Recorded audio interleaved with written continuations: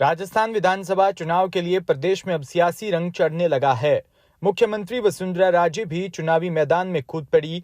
भले ही वसुंधरा राजे के पास चुनावी कमान ना हो, लेकिन अपने समर्थित उम्मीदवारों का हौसला बढ़ाने में वो पीछे नहीं रही।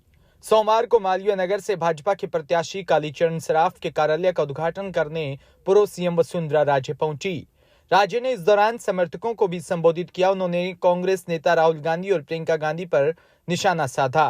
राजे ने कहा कि दोनों भाई बहन से मुझे डर लगता है। ये आते हैं चुनाव के वक्त और जनता को कुछ भी कहकर चले जाते हैं। राहुल प्रियंका पर तंज कसते हुए कहा कि उनके किए हुए वादे पहले ही पूरे नहीं हुए और आगे भी पूरे नहीं होंगे। राजस्थान में अगले माह नवंबर में होने वाले विधानसभा चुनावों के तीसरे विकल्प के रूप में राष्ट्रीय भक्त दल ने चुनावी बिगुल बजा दिया। चुनावी रण में अपनी भागीदारी निभाते हुए सुशासन व ईमानदार सरकार देने के वादे के साथ सभी विधानसभा सीटों पर अपने प्रत्याशी उतारने की तैयारी कर ली है। पार्टी के पदाधिकारियों ने अपनी चुनावी घोषणा पत्र भी तैयार कर लिया। राष्ट्रीय भक्त दल के राष्ट्रीय अध्यक्ष संजय वेद ने बताया कि राष्ट्रीय भक्त दल राजस्थान में निःशुल्क शिक्षा, पानी और प्रत्येक परिवार को 1 करोड़ रुपए तक का स्वास्थ्य बीमा सहित कई मुद्दों को लेकर राजस्थान में 200 विधानसभा सीटों पर चुनाव लड़ने जा रही है। उन्होंने राष्ट्रीय भक्त दल सभी धर्मों को लेकर चलेगी, किसी भी राजनीतिक पार्टियों से गठबंधन नहीं करेगी और न ही समझौता करेगी। उनकी राष्ट्रीय भक्त दल से ईमानदार और जनता के हक के लिए लड़ने वाले कार्यकर्ताओं को राजस्थान में मौका दिया जाएगा।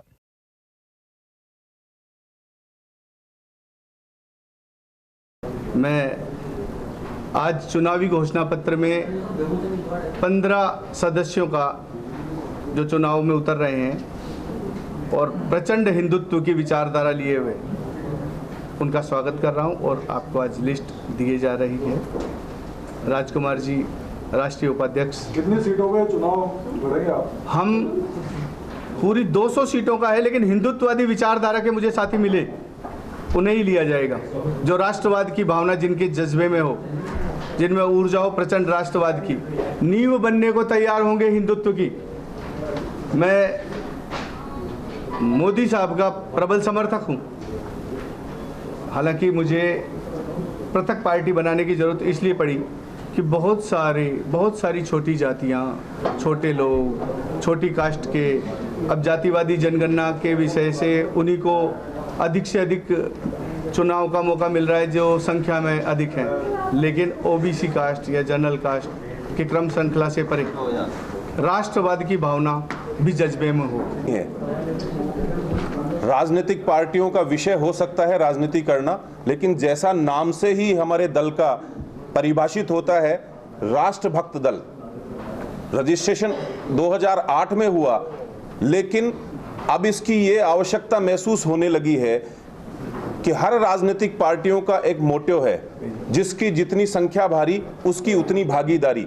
मैं आपसे सवाल पूछना चाहता हूं कि क्या संख्या के आधार पे योग्यता सिद्ध होती है? क्या संख्या के आधार पे ही आदमी के विकास की गति मिलती है?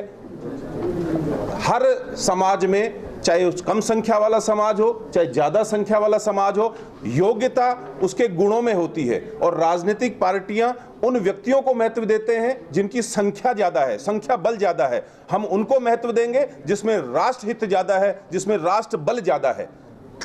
हमारे संजय जी वैद जो हमारे राष्ट्रीय अध्यक्ष हैं, इनके मार्गदर्शन में ये कार्य चल रहा है। आज जो हमने प्रेस वार्ता का आयोजन रखा है, वो हम हमारे घोषणा पत्र का विमोचन करेंगे। दूसरे उन राजनीतिक विषयों को हम आपके समक्ष रखेंगे जिनको राजनीतिक पार्टियां छूती नहीं हैं।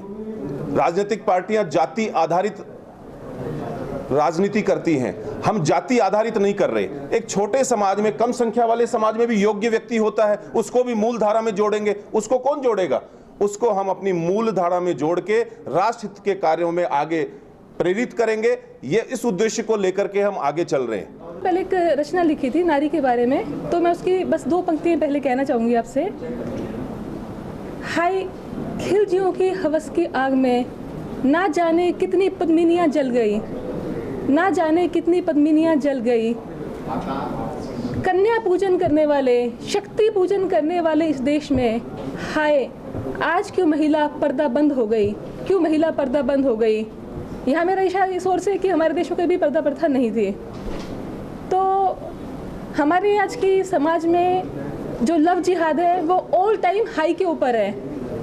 आप देखेंगे कितने सारे केसेस हैं, मतलब बढ़ता ही जा रहा है। तो इसका क्या कारण हो सकता है। तो मैंने इसके ऊपर विश्लेषण किया तो मुझे लगा कि हमारे देश के अंदर हम लोग, हमारी जो बेटियां हैं, अब हम उनको सनातन की तरफ नहीं जोड़ते। हम अपनी बेटियों को ब्राह्मण बनाते हैं, क्षत्रिय बनाते हैं, वैश्य बनाते हैं, पर सनातन से इतना नहीं जोड़ पाते। हमें बहुत सारी बेटियां हैं जिनको सनातन का ज्ञान ही नहीं है, हमको पता ही नहीं है हमें हमारे अपने खुद के धर्म के बारे में, तो जुड़ ही नहीं पाती है। जो जातिवाद की जो ये जंजीरें हैं, इसे हम इतना घिर गई हैं कि हम लोग बाहर देखने लगते हैं, तो जो बेटियों को ज्ञान ही नहीं होता उसके बारे में। तो यही एक सबसे बड़ा कारण है कि हमारा जो लव जिहाद है इतना ज़्यादा ऑल टाइम हाई के ऊपर चल रहा है। तो मैं प्रतिबद्ध हूँ अपनी लेखनी के माध्यम से और आज राष्ट्रभक्त दल के माध्यम से कि इसके खिलाफ मैं कुछ ना कुछ लिखती रहूँगी। जो चेतना है हमारी, जो महिलाओं के अंदर, हमारी जो बेटियों के अंदर, कारण रहा होगा, मुंह नहीं मोड़ा, पर कोई तो कारण रहा होगा। जिस भाजपा से हम टिकट मांग रहे हैं, अभी तक भाजपा की खुद का पता नहीं है कि अभी वो कब टिकट का शो कर रहे हैं। और जहाँ से हम इलेक्शन लड़ रहे हैं, जहाँ जमवा रामगढ़ क्षेत्र से, तो हमारा मोटिव एक ही है, जमवा रामगढ़ बांध की सेवा करना। प्रकृति प्रेमी हूँ, पेड़ पौधों को लेकर के जमवा रामगढ़ की जो आम जनता है वो हृदय से हमारे साथ जुड़ी हुई है, क्योंकि मेरी जन्मभूमि है जमवा रामगढ़ बांध। और सिर्फ महीना भर भी नहीं रहा, तो फिर हम कब तो फॉर्म भरेंगे और कब इंतज़ार करेंगे। और मेरे ख्याल से राष्ट्रभक्त से जुड़ने का एक ही है कि राष्ट्रभक्त एक क्रांतिकारी विचार रखती है। राष्ट्रभक्त उन लोगों से अपना लो लगा रही है जो वास्तव में ज़मीनी स्तर पर रह करके जनता की सेवा करना चाहती हैं। अब मेरे पास तो 2-4-5 करोड़ है नहीं साहब देने के लिए जो टिकट मिलेगा, क्योंकि यहाँ पर जब टिकटों की खरीद फरोख्त हो रही है तो गरीब आदमी को कहाँ से देंगे। तो क्या सारा ठेका पैसे वालों ने ले रखा है, सारा ठेका धनबलियों ने ले रखा है? क्या गरीब आदमी का कोई किरदार नहीं? या उसको, देखिए मेरी बात सुनिए, आपसे कुछ छाना नहीं है, आपसे सब पता है आपको। तो फिर एक काम कीजिए ना साहब, मैं मांग रहा हूँ, मैं 15 साल से मांग रहा हूँ, मुझे क्यों नहीं मिला? मैं 15 साल से सेवा कर रहा हूँ, मुझे क्यों नहीं मिला? ना कांग्रेस ना बीजेपी, सबके मंच पर गया, सबकी सेवा की, क्या दिया उन्होंने? तो क्या एक कलाकार जो पैसे वाला होगा उसको घर पे टिकट भेज दिया जाएगा? जो एक ज़मीनी स्तर पर काम करना चाहता है, जनता की सेवा करना चाहता है, वहाँ की जो जनता है वो चाहती है कि हमारे इस क्षेत्र में 20 साल से काम नहीं हुआ। जमवा रामगढ़ जयपुर से 35 किलोमीटर की दूरी पर है, आज भी वहाँ सड़कें नहीं है, आज भी वहाँ पानी नहीं है, बिजली नहीं है, जवान लोग बेरोजगारी के लिए तरसते हैं, वहाँ बेरोजगारी है भयंकर वाली, वहाँ कोई रिको नहीं, वहाँ कोई इंडस्ट्रियल एरिया नहीं, महिलाओं के लिए किसी तरह की कोई सुविधाएँ नहीं। तो किसी ना किसी को तो आवाज़ उठानी होगी, किसी न किसी को क्रांतिकारी विचारों के साथ आना होगा, और क्रांतिकारी विचारों के साथ राष्ट्रभक्त दल आया है। मैं राष्ट्रभक्त दल से।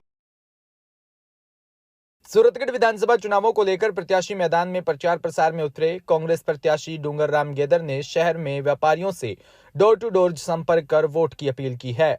नगरपालिका अध्यक्ष परसाराम भाटिया, उपाध्यक्ष सलीम कुरैशी, कांग्रेस नेता अमित कड़वासरा भी मौजूद रहे।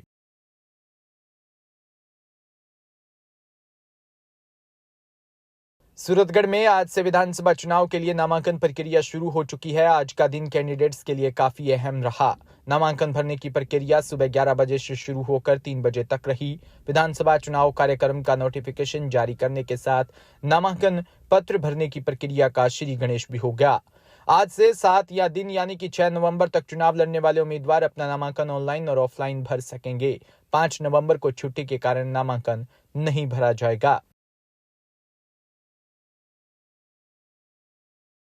सूरतगढ़ विधानसभा चुनावों को लेकर आम आदमी पार्टी प्रत्याशी लीलाधर स्वामी को टिकट मिलने पर स्वामी समाज ने एकजुटता दिखाई। सूरतगढ़ विधानसभा क्षेत्र में छगन स्वामी ने आरएलपी की से दावेदारी की थी। लीलाधर स्वामी को टिकट मिलने के बाद छगन स्वामी ने लीलाधर स्वामी को समर्थन दिया।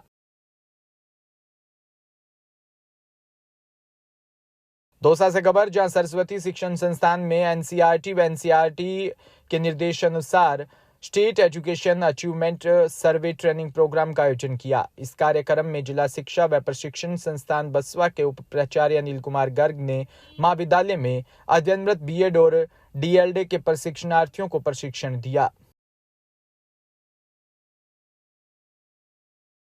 सूरतगढ़ विधानसभा चुनावों को लेकर जननायक जनता पार्टी प्रत्याशी पृथ्वीराज मील ने समर्थकों के साथ शहर व कृषि उपज मंडी व्यापारियों से किसानों से डोर टू डोर संपर्क कर वोट की अपील की है।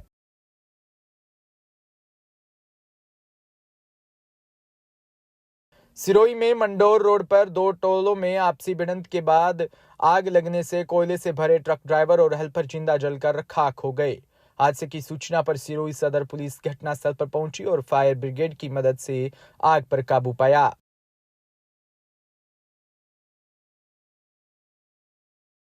खंडवा से खबर, जहां जिले में चुनावी माहौल पूरी तरह दिख रहा है। ऐसे में नामांकन जमा करने के आखिरी दिन सोमवार को 12 बजे अखिल भारतीय कांग्रेस कमेटी के नामांकन रैली के बहाने जमकर शक्ति प्रदर्शन किया। जिला कांग्रेस प्रवक्ता प्रमांशु जैन ने बताया कि गांधी भवन में प्रत्याशी कुंदन मालवीय ने अपने नामांकन रैली से पहले भगवान श्री राम की पूजा अर्चना करी और अपनी रैली में सबसे आगे बग्गी में भगवान श्री राम को लेकर चले थे। गांधी भवन मंच से संबोधित करते हुए कुंदन मालवीय ने कहा कि भगवान श्री राम के नारे को भारतीय जनता पार्टी ने अपना पैटर्न बना लिया है। देखिए, कांग्रेस के कार्यकर्ताओं में बहुत उत्साह है और आम जनता भी इस समय भारतीय जनता पार्टी को हटाकर कांग्रेस की सरकार बनाना चाहती है और इसके पीछे जो तमाम बातें हैं उससे आप अच्छी तरह से वाकिफ़ हैं। भारतीय जनता पार्टी ने अपना उम्मीदवार बदलकर, मैंने पहले भी कहा था कि खुद अपने प्रमाण पत्र पर हस्ताक्षर किए हैं कि 15 सालों में भारतीय जनता पार्टी के विधायक ने खंडवा में कुछ नहीं किया। तो इसके बाद अब और भी कुछ कहने की गुंजाइश नहीं है। अब तो चुनाव के मैदान में आप हम सब एक साथ बढ़ेंगे और कांग्रेस अपना परचम लहराएगी। 33 साल बाद कांग्रेस पार्टी ने 2 संयोगों के साथ अपना कदम आगे बढ़ाया है। पहला संयोग ये है कि 33 साल में आज तक भारतीय कांग्रेस पार्टी ने किसी भी उम्मीदवार को दोबारा रिपीट नहीं किया। 33 साल बाद ये सौभाग्य मुझे मिला है और 33 साल बाद ये दुर्भाग्य भारतीय जनता पार्टी का है कि उनको उम्मीदवार बदलना पड़ा। भाजपा कह रही है आपकी बार 50,000 पार, वो तो हर बार। झालावाड़ जिले की डग विधानसभा से भाजपा प्रत्याशी कालूराम मेघवाल ने भाजपा मंडल चौहान व उनेल के कार्यकर्ताओं के साथ बैठक कर विधानसभा चुनाव में भाजपा को विजय बनाने का आह्वान भी किया। इस दौरान विधानसभा प्रभारी हिमाचल के सांसद सुरेश चंदेल ने सभी कार्यकर्ताओं को एकजुट होकर भाजपा को विजय बनाने व प्रत्येक बूथ पर जमकर मेहनत करने की बात कही। आज का कार्यक्रम चौमुला के जो कार्यकर्ता हैं उन सब का एक कार्यक्रम था और कालूराम जी को अभी टिकट मिलने के बाद यहाँ आए थे, तो इसलिए कार्यकर्ताओं में बहुत ही ज़बरदस्त उत्साह था और उन्होंने बहुत ही जोश खरोश के साथ यहाँ स्वागत अभिनंदन किया और कार्यकर्ता मिलन का ये कार्यक्रम था और कार्यकर्ताओं को चुनावों के अंदर किस तरीके से इस चुनाव में अपनी भूमिका अदा करनी है उसके बारे में विस्तार से बताया गया है और कार्यकर्ताओं ने भी इस बात का संकल्प लिया है कि जैसे हम पहले यहाँ से हमेशा भारतीय जनता पार्टी को भारी विजय के साथ भेजते रहे, उससे बढ़कर के हम यहाँ से चुनाव में अगले चुनाव में भेजेंगे।